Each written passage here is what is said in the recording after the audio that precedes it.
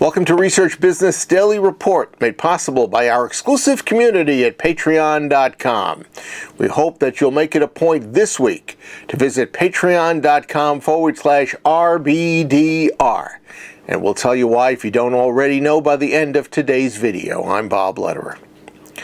All researchers have been advised to stop the way they make their project presentations to management and to adopt a storytelling approach. Certainly sounds logical, but are there rules and guides that the researcher should follow in doing so? Well, the distinguished and praised marketing expert David Aaker of Profit has published Creating Signature Stories, Strategic Messaging that Energizes, Persuades and Inspires. And in his latest book, it focuses on true stories that a company or a brand can call on to make a game-changing difference to itself and to its reach out in messaging. We asked him to share his foundational knowledge of stories and the impact of signature storytelling. David, we're honored to have you as our special guest today. Thank you, Bob. Let me start off by talking about what I mean by signature story. It's something that's not facts. It's not a program description. It's not an offering description. It's a once-in-a-time narrative that's authentic, that's intriguing, that's involving, and it really tells who you are. It really gives that strategic message. So why are we interested in signature stories? The reality is that signature stories are so much more powerful than facts or descriptions. It's quite amazing, and we have hundreds, if not thousands, of studies to back that up. They're a lot better at gaining attention, at persuading, at inspiring, at being remembered.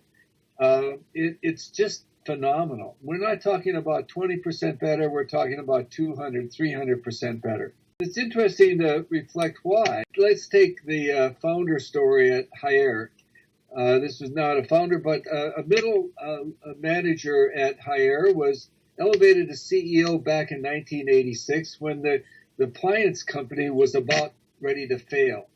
And a customer went in and said, I got a appliance that's defective. And he said, no problem. We'll go to the warehouse and pick out a new one. And he found that 70% of those were defective. He brought those under the factory floor and he got a sledgehammer and had his employees destroy them. And he said, no more. This company is from now on going to be a quality manufacturer. He changed the culture, changed the process, changed the company, and today that company is the largest appliance manufacturer in the world. And everybody in that company and a lot of the retailers and many of the customers remember the sledgehammer story. Now, you could talk about quality programs and quality culture, and it would fall on deaf ears. But you tell the sledgehammer story, and it really rings true, and it really makes a difference. And it inspires. Suppose you make bar soap. Suppose your Lifebuoy makes bar soap. Lifebuoy is actually one of the world's leading bar soaps, even though in the States it doesn't have a big presence anymore. But in India, they started a program, Help a Child Reach 5. 2 million children die each year in the world before they reach 5 because of waterborne illnesses. And if you wash your hands better, you will be able to reduce that number from 2 million. So Lifebuoy has this program, Help a Child Reach 5. There's a lot of ramifications of it, but they've implemented that in several villages in India. They took a video of a mother in each of those villages. And these things are emotional. They make you cry. You feel so much pride in the program, in Lifebuoy and this mother. These 3 programs got 44 million views. It's bar soap. Now, how are you going to get energy for your brand? How are you going to inspire people by talking about bar soap? But you can talk about the program. But even within that program, it's not enough to describe the program. You really have to have a story about the program in order to have that kind of impact. So, what makes a great story?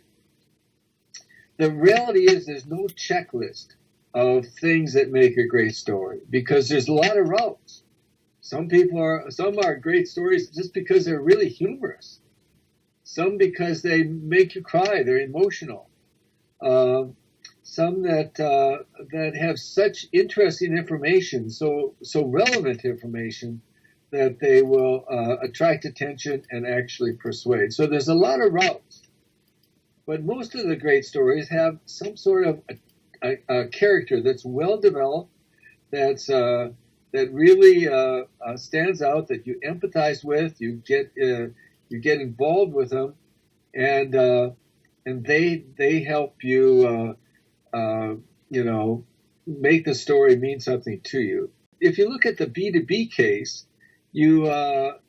storytelling is really important because you want to know how somebody else has dealt with a problem you have, what the response of their customers were, and so on. So what's a great story in the B2B context?